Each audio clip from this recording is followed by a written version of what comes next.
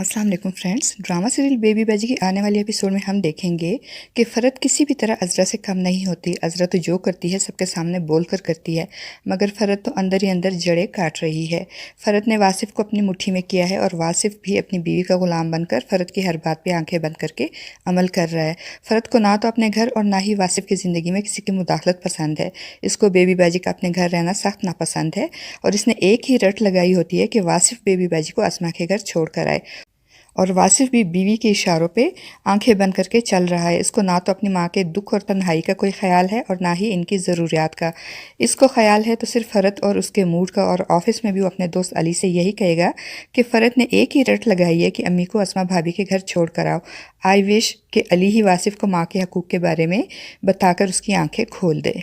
और अब जो अज़रा बेबी बाजी से मिलने के बहाने फ़रत के घर की टो लेने आती है तो फ़रत को तो जैसे गुस्से से पतंगे ही लग जाते हैं और वो वासिफ़ को खूब बातें सुनाकर बेबी बाजी के पास भेजती है। और फिर वासिफ़ भी फ़रत की बातों में आकर माँ से कहेगा कि क्या ज़रूरत है अज़रा भाभी को यहाँ पे आने की। तो बेबी बाजी उनसे कहेंगी कि क्या हुआ अगर वो आ गई, बड़ी भाभी है तुम्हारी।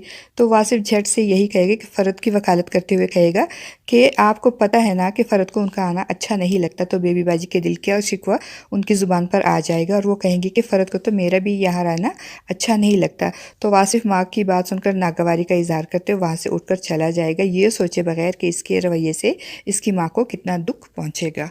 और अज़रा जो अपनी इस कारस्तानी पे बहुत खुश होगी, फ़रत के घर से सीधी अपनी माँ के पास जाकर उन्हें नमक मिर्च लगाकर सारी बातें सुनाएगी। और अज़रा जो कि अपने आप को बहुत अच्छी बहू समझती है, खुश होकर कहेगी कि अब पता चलेगा अम्मी को अच्छी और बुरी बहू का फ़र्क। और दूसरी तरफ नसीर का रवैया अस्मा के साथ रोज़ बरोज़ ख़राब होता जा रहा है और उसको सावन के अंधों की तरह हर तरफ रक्षी रक्षी नज़र आती है।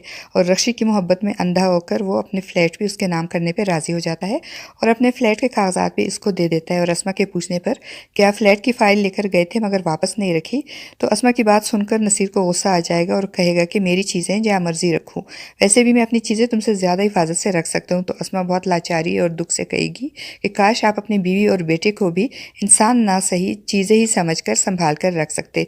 तो नसीर अस्मा की बात सुनकर लाजवाब हो जाएगा और अपनी खफत अस्मा पे गुस्सा करके निकालेगा। दूसरी तरफ शहनाज भी अपनी बेटी का रिश्ता कहीं और करना चाहती है क्योंकि वो बेबी बाजी के घर के हालात देखकर वलीद की तरफ से आलमोस्ट मायूसी हो जाती हैं, क्योंकि उनको लगता है कि वलीद को सेटल होने में अभी बहुत वक्त लगेगा। मगर समन जो कि वलीद से मोहब्बत करती है, वो इस रिश्ते से इनकार करती हुए अपनी माँ से कहेगी कि आखिर आपको मेरा रिश्ता करने की इतनी जल्दी क्यों है। तो शहनाज कहेगी कि तुम्हारे बाप ने फैसला किया तो कुछ सोच कर ही किया होगा और हर इंसान अपने औलाद की बेहतरी ही सोचता है।